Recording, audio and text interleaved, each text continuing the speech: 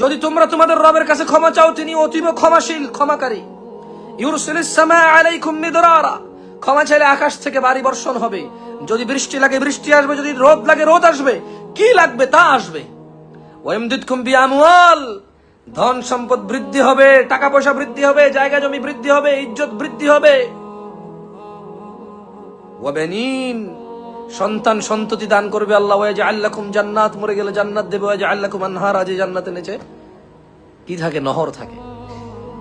যদি তোমরা তোমাদের বেকারত্ব নিয়ে প্রবলেম ফেস করো, যদি তোমরা তোমাদের রিজিক নিয়ে প্রবলেম ফেস করো, যদি তোমরা তোমাদের সুস্থতা নিয়ে প্রবলেম ফেস করো, যদি তোমরা তোমাদের ইজ্জত সম্মান নিয়ে প্রবলেম ফেস করো, যদি তোমরা তোমাদের জীবনের যত সমস্যা আছে সমস্যাগুলো থেকে উত্তোলন হতে চাও, সবগুলো অন্যায় অপরাধ থেকে ফিরে আসো, আল্লাহর কাছে ক্ষমা চাও।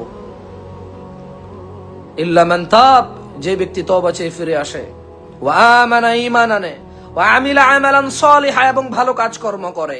যে ব্যক্তি তার অপরাধ থেকে ফিরে আসে, ঈমান আনে, ভালো কাজ করে, আল্লাহ সুবহানাহু ওয়া তাআলা তার পূর্বের সমস্ত অপরাধকে নেকি দিয়ে পরিবর্তন করে দেবে। এটা আল্লাহর কিতাব কোরআনুল কারীমের কথা।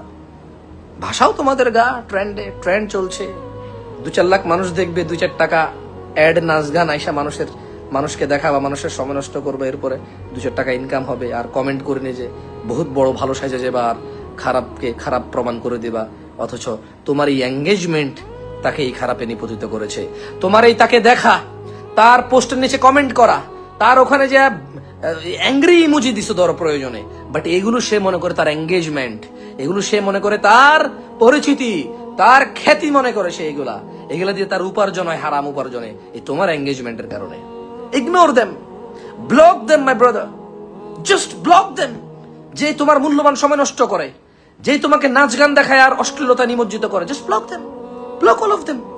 হু কেয়ারস?